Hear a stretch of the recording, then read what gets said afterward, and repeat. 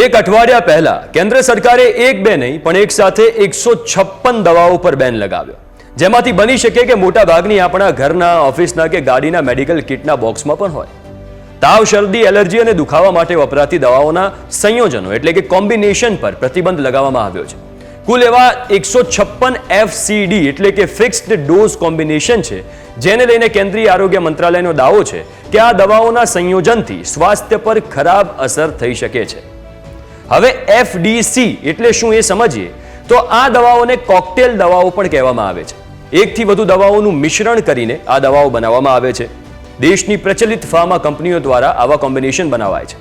હવે બહુ રાહ જોયા વગર આમાંથી મેઇન કઈ કઈ દવાઓનું કોમ્બિનેશન છે એ પણ તમે જમણી બાજુ સ્ક્રીન ઉપર જોઈ શકો છો. અને આ સ્ક્રીન ઉપર તમે જે જોઈ શકો છો એ દવાઓનો તમે સ્ક્રીનશોટ પણ લઈ શકો છો, કારણ કે એ પ્રચલિત દવાઓ છે જે સૌથી વધારે યુઝ થાય છે, જેને સરકારે બેન કરી છે. આ 156 માંથી ઘણી બધી દવાઓ પેન કિલર માટે અને વિટામિન માટે પણ અપાતી હતી. આ દવાઓ ખૂબ જ લોકપ્રિય છે અને ખૂબ મોટા પ્રમાણમાં તેનો ઉપયોગ કરવામાં આવી રહ્યો હતો.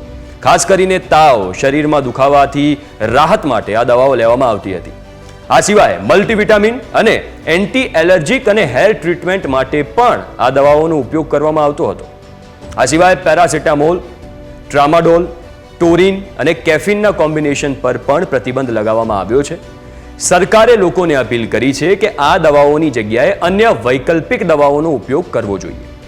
કેન્દ્ર સરકારના આદેશ મુજબ એમાઇલેજ, પ્રોટીએજ, ગ્લુકોએમાઇલેજ, પેક્ટિનચ, લેક્ટેજ, પાપેન જેવી ઘણી બધી દવાઓ બેન કરાઈ છે, જેનાથી સ્વાસ્થ્યને નુકસાન થઈ શકે છે.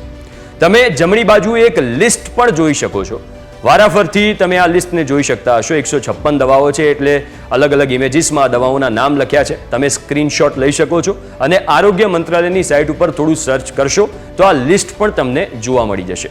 એટલે તમે અથવા તમારા ઓળખીતામાંથી કોઈ પણ આ કોમ્બિનેશનનો યુઝ કરે છે તો તેમને આ વિડીયો શેર કરી દેજો અને આવા જ અન્ય ઇન્ફોર્મેટિવ વિડીયો માટે જોડાયેલા રહેજો ન્યૂઝ કેપિટલ ગુજરાતની સાથે.